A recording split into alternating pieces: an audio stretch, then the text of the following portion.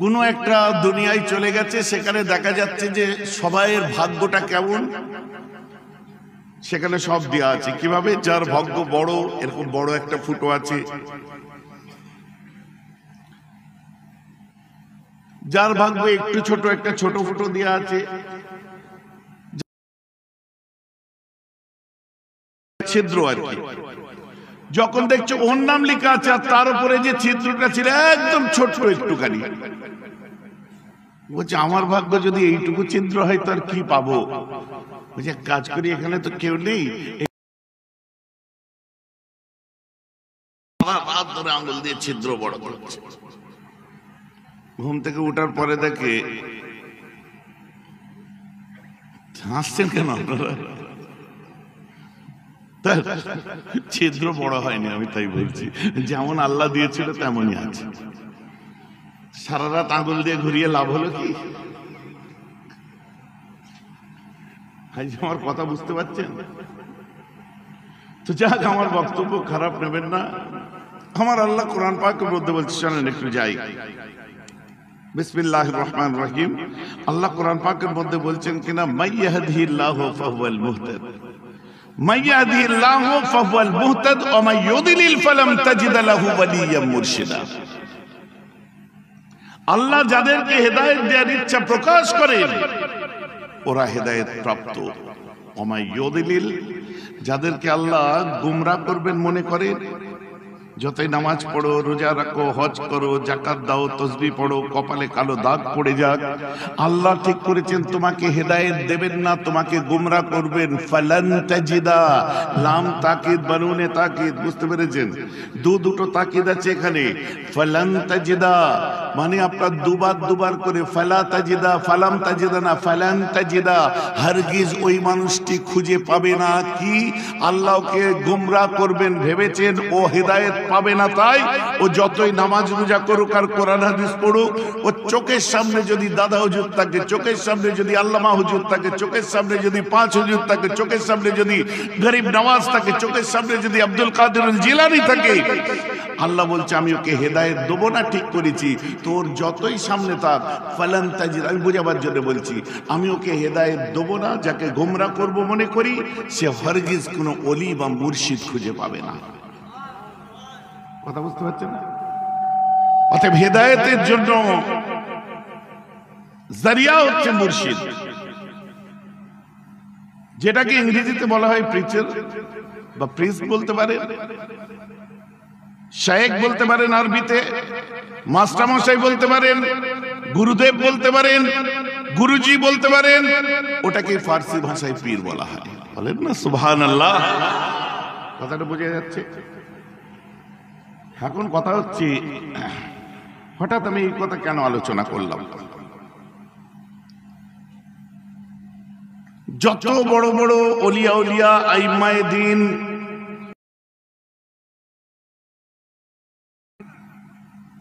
যত বড় বড় ফুকাহা আছে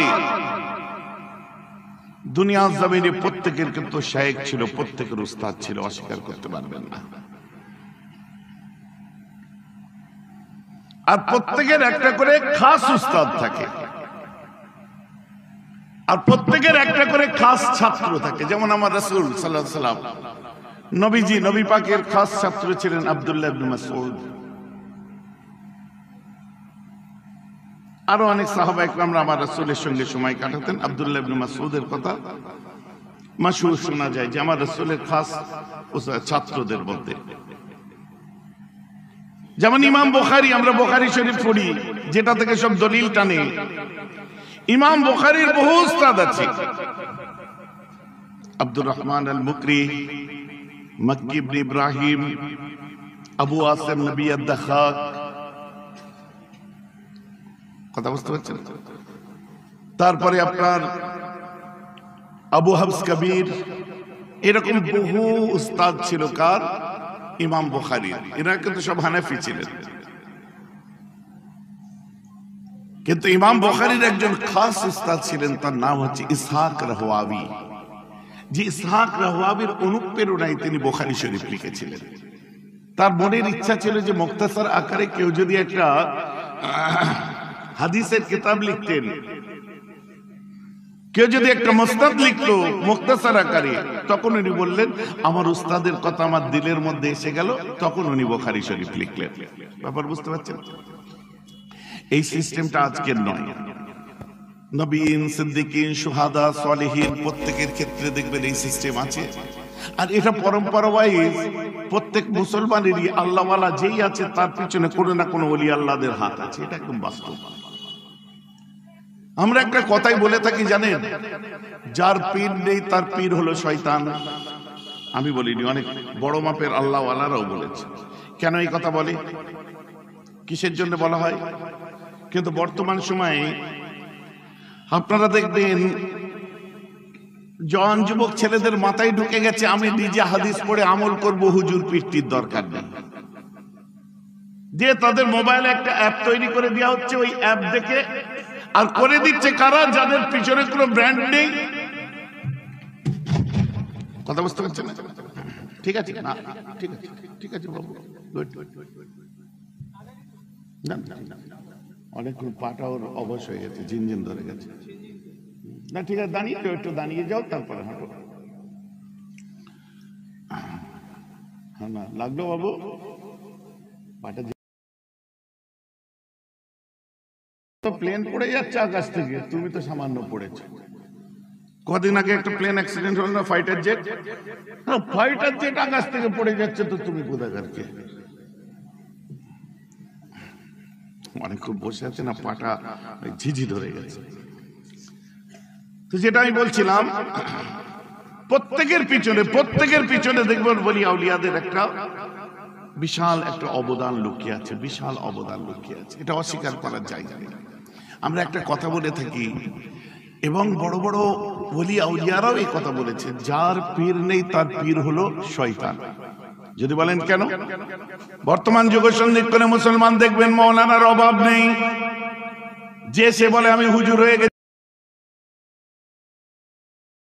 নামাজ পড়তে যাচ্ছে, বাবা নামাজ শিখেছি আলহামদুলিল্লাহ, নামাজটা ভালো করে পড় না, তার শখ হচ্ছে নামাজ যেমন শিখেছি ফতোয়াও দেবো, মসজিদ থেকে বেরিয়ে দাম করে একটা ফতোয়া। এই করতে নেই, ওই করতে নেই, এই করতে হয়, ওই করতে হয়, এই করা জায়েজ, ওই করা না জায়েজ, এই করা হালাল, ওই করা হারাম। কথা বুঝতে পারছেন? ফতোয়া আরম্ভ হয়ে গেল। ভাই কোথা থেকে শিখলে? তাকে ট্রেনিং দেওয়ার জন্য দেখা যাচ্ছে গোপনে গোপনে কোন হুজুর মলি সাহেব ধরে বসে আছে, সে মলি সাহেব আপনার এলাকায় এসে পরিচয় দেবে, ফুরফুরা সিলসিলার মানুষ, আমি অমুক হুজুরের মুরিদ। আর আদতে খোঁজ নিয়ে দেখা যাবে যে অমুক হুজুর টুজুর নয়, ফুরফুরা শরীফেরই নাম ভাঙিয়ে যারা দাদা হুজুরের সিলসিলার গোড়া কাটছে, আপনার শেকড় কাটার চেষ্টা করছে, তাদের লেখালেখি গুলো যেগুলো ওহাবিদের সাথে মিশে যায়, যাদের কথাবার্তা গুলো নাজদিদের সাথে মিশে যায়, আহলে হাদিসদের সঙ্গে মিশে যায়, ঠিক সেই কথাগুলো তার পছন্দ হয়েছে। আর সেই ধরনের ঠিক ফুরফুরার গন্ধের গন্ধ পরিচয় করে এমন কিছু আছে, তাদেরকে সামনে রেখে দিয়ে বলে আমি অমুকের ফলোয়ার, এই দেখো ফুরফুরার কিতাবে কি লেখা আছে, তুলে ধরলো, ধুয়ে তোমাদের বললো, আম মানুষ মগজ ধোলাই হলো, না বাবা কথা তো ঠিকই বলেছে। ভাই যে আমার কথা বুঝতে পারছেন? মেজলা হুজুর পীর কেবলা কিতাব লিখেছেন বহু, বৈশাখ আল্লামা রুহুল আমিন রহমাতুল্লাহ আলাইহি প্রচুর কিতাব লিখেছেন, শতাধিক গ্রন্থ লিখেছেন, কিন্তু তিনি হানাফি ছিলেন। ইমাম আজম আবু হানিফাকে ফলো করতেন, তাকলিদ করতেন, গায়রে মুকাল্লিদিন ছিলেন না। তোমার যদি মাথায় ঢুকে যায় কোনো পীর নেই, কিচ্ছু নেই, আর ফুরফুরায় কিচ্ছু নেই, কথা বুঝতে পারছেন না? ওটা তুমি মুখে বললে বিশ্বাস করে নেওয়া যাবে না, তোমাকে কাজে কর্মে যে পরীক্ষা নিতে হবে, পরীক্ষা নিয়ে দেখতে হবে। তুমি যদি তোমার পরীক্ষার প্রশ্ন পরিধিটা কত, একবার তোমাদের শায়েখরা দেখবে, তোমাদের উস্তাদরা দেখবে। তোমার যদি পরীক্ষার আপনার প্রশ্নের পরিধিতে কিছুই মেটেরিয়াল না থাকে, তো তোমার মিথ্যা কথা বলে মানুষকে গোমরাহ করার কোনো অধিকার নেই। ভাইজান কথা বুঝতে পারছেন? তো সমাজে এইরকম চলে আসছে। তাড়ি নোড়া, তাড়ি ভাঙবো দাঁতের গোড়া, এই যুগ যুগ ধরে চলে আসছে। প্রত্যেকটা সিলসিলার মধ্যে, প্রত্যেকটা মাশরাবের মধ্যে আপনি দেখুন, কেউ না কেউ কিছু না কিছু ওই একটা দুটো ফুড়ুং ফাড়াং বার হয়ে যায়। তাদের অবস্থান কোথায় দেখতে পাবেন? তাদের দেখবেন মূল গোড়াটাই যেখানে ঠেকবে দাদা হুজুর কেবলার সঙ্গে কোনো সম্পর্ক পাওয়া যাবে না। কিন্তু সমাজে চলতে গেলে ব্র্যান্ডটা দাদা হুজুরের রাখতে হবে। কথা বুঝতে পারছেন? আমার বড় ভয় লাগে, বুঝলেন? কি কিতাবে লেখা আছে, কি ব্যাখ্যা হচ্ছে, কোন জিনিসটা লেখা আছে, কিসের ব্যাখ্যা হচ্ছে। আমি খুলে গেলে কিছু বলছি না, আপনি ভাববেন না যে আমি কারো শত্রু, কারো দুশমন, নাউজুবিল্লাহ। আমার কথা যদি কেউ গায়ে পেতে নেয়, আমার কিছু করার নেই। বাকি কে কি বললো না বললো, কে কি শোনালো না, পাবলিককে কি বললো না করলো, আমিও এই ফিল্ডে এক দু বছর নয় 22 বছর আমিও এই ফিল্ডে আছি। আমার কথা বুঝতে পারছেন তো? 22টা বছর সুনামের সাথে এই ফিল্ডেই আছে। যে কথার প্রতিবাদগুলো বিগত দিনে ওয়াহাবিরা করেছিল, আহলে হাদিসরা করেছিল,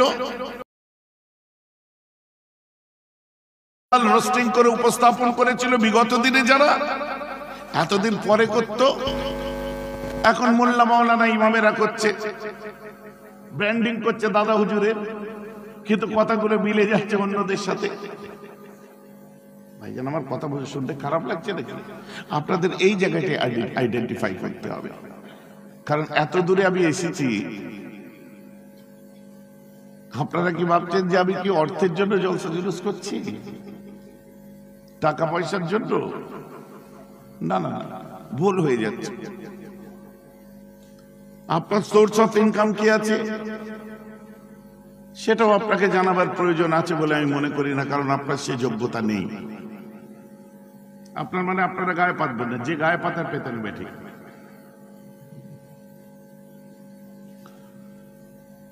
বিভিন্ন এলাকায় এই ধরনের দমন পীড়ন চলছে। আল্লাহ যখন কোন জায়গা ঠিক করতে না পারে, সেটিং খোঁজে যে এদের মতো করে কে কথা বলে, সেইরকম একটা হুজুর ধর, আর খুঁজতে খুঁজতে পেয়েও যাবে ঠিক। পয়সাই আব্বা, পয়সাই আম্মা, পয়সাই দাদা যান, পয়সা ছাড়বে পেয়ে যাবে। যে কোথায় যাচ্ছে দেখলে হবে না, যে আমার আজকে আর কেউ দাওয়াত করছে না, এখন এমন যে কোনো একটা ভিড়ে যে আমাকে বলতে হবে। আপনাদেরকে বলি, শুনুন, ভুল ভাববেন না, ভুল বুঝবেন না, আমি কারো বিরুদ্ধে নয়, আর কারো ব্যক্তিগত লাইফ নিয়ে এই কথাবার্তা বলার আমার টাইম নেই। গায়ে পেতে নিচ্ছেন কেন আমার কথা? আল্লাহ আক্কেল দিয়েছে, বুদ্ধি দিয়েছে, সব দিয়েছে।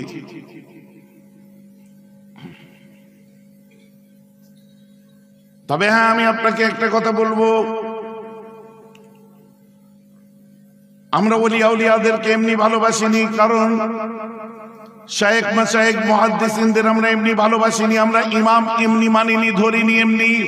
পিছনে অনেক কারণ আছে, কিতাব আছে, তার জন্য আমরা ধরেছি। কতগুলো জিনিস আপনাদেরকে আমি বলে দিই। আমার রাসূল হুজ্জাতুল বিদার সময়, আমার রাসূল হুজ্জাতুল বিদার সময় এলান করে দিলেন যে এখন দিন কমপ্লিট হয়ে গেছে, তোমাদের কাছে আমি দুটো জিনিস রেখে গেলাম, একটা হচ্ছে কোরআন আর অপরটি হলো সুন্নাহ। তাই তো নাকি? সুন্নাহ বলতে কি বুঝি একটু বলে ফেলেন না, একটু ভুল হয়ে যাচ্ছে। সুন্নাহ বলতে হাদিস নয় না ভাইজান, সুন্নাহ বলতে কেন হাদিস নয়, এটা মাথায় রাখতে হবে। যত সুন্নাহ সব হাদিস, যত সুন্নাহ সব হাদিস, কিন্তু সব সুন্নাহ হাদিস নয়। এটা আমাদের নির্ণয় করতে হবে। কে বুঝিয়ে দেবে আপনাকে এটা? কারণ আজকের আলোচনা আপনাদের একটু বুঝতে হবে ধৈর্য ধরে। সুরটানের হুজুর আমি নয়, কতগুলো কথা আপনাদেরকে বুঝিয়ে দিতে হবে। হযরত ইমাম মালিক রাহমাহুল্লাহ, তার খাস স্টুডেন্ট, কথাটা বুঝেন, ইমাম মালিক রাহমাহুল্লাহর খাস স্টুডেন্ট 4 লক্ষ হাদিসের হাফেজ ছিলেন।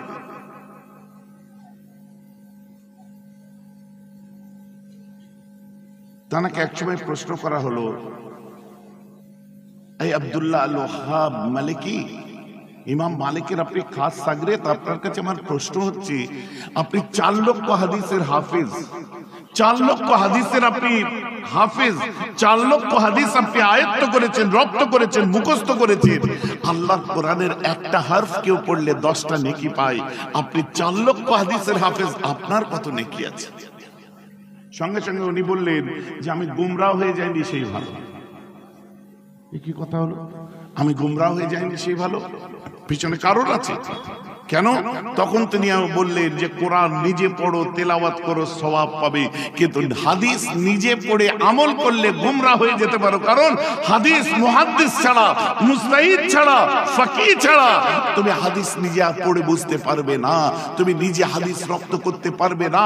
অতএব হাদিস পড়ে আমল করবে কেউ যদি ভেবে নাও, এখানে আমি নয়, আব্দুল্লাহ ইবনুল ওয়াহাব আল মালিকি, ইমাম মালিকের স্টুডেন্ট, তিনি বলছে গুমরাহ হয়ে যেতে পারো তুমি।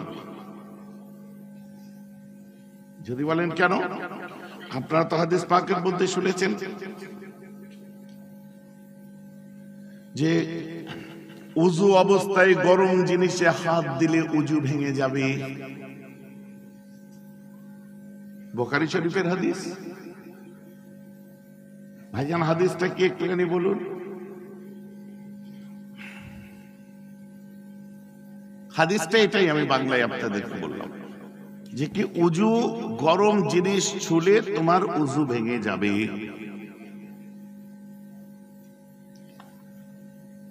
তাহলে আজকের পর থেকে উযু করা অবস্থায় কেউ চা খাবেন না। আজকের পর থেকে উযু করার পরে আর কেউ চা খেতে পারবেন না, কারণ বুখারীর হাদিস বলুন না কোনটা ভাইজান আমার বুখারী শরীফ বলুন, আন্নান নবী আমার নবী একটি গোত্রের মধ্যে আসলেন, আসার পরে দাঁড়িয়ে দাঁড়িয়ে প্রস্রাব করেছিলেন। তাহলে এই হাদিসের উপর আমল করতে হবে তো নাকি? আমার নবী কিভাবে করেছিলেন? আন্নান নবী আলাইহিস সালাতু ওয়াস সালাম আতা সুবাতাত কওমিন ফাবালা কায়মান, আমার রাসূল একটা গোত্রের মধ্যে আসলেন, আসার পরে তিনি দাঁড়িয়ে পেচ্ছাব করলেন। তিনি প্রস্রাব এই হাদিসের উপর আমল না।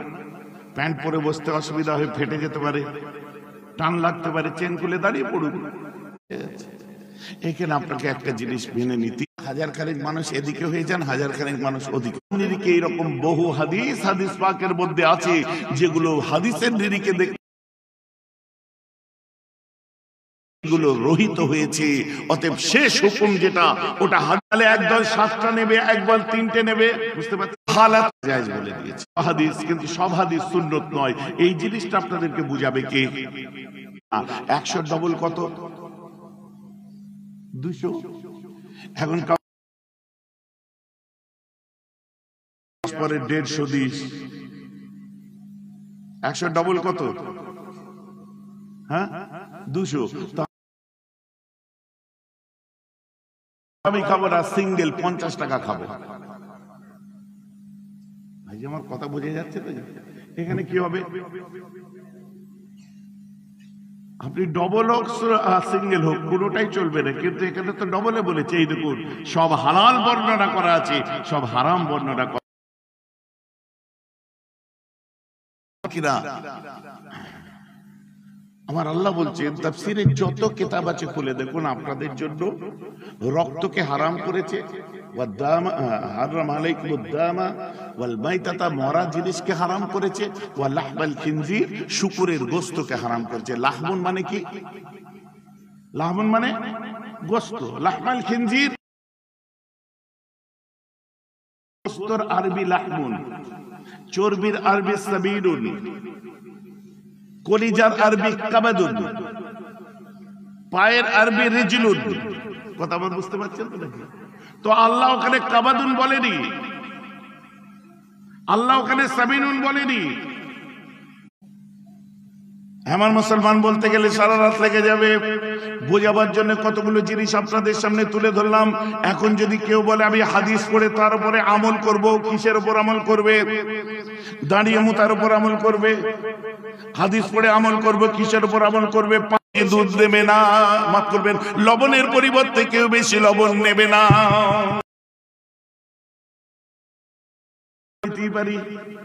আর টাকা দেশের ভেতরে নিলে সুদ হবে, এর বাইরে যা আছে আমি নেব। যে হাদিস পড়ে আমল করতে পারবেন না, আপনি গুমরাহ হয়ে যেতে পারেন, যার জন্য মুহাদ্দিসের প্রয়োজন হয়। ফাকির বিনা মুস্তাহিদে, বিনা আপনার কি বলে মুহাদ্দিসের কাছে হাদিস না অধ্যয়ন করে নিজে কারোর কাছে শুনে আমল করলে আপনি নিজে গুমরাহ হবেন, আর যাকে করাবেন সেও গুমরাহ হবে।